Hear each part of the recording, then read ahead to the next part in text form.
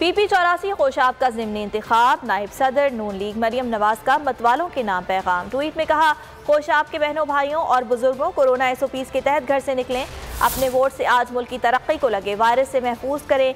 1 kilo आटा चीनी के लिए लाइन में खड़ा करने वालों के खिलाफ अपना फैसला सुना दें। खोशाब में शेर ही दहाड़ेगा।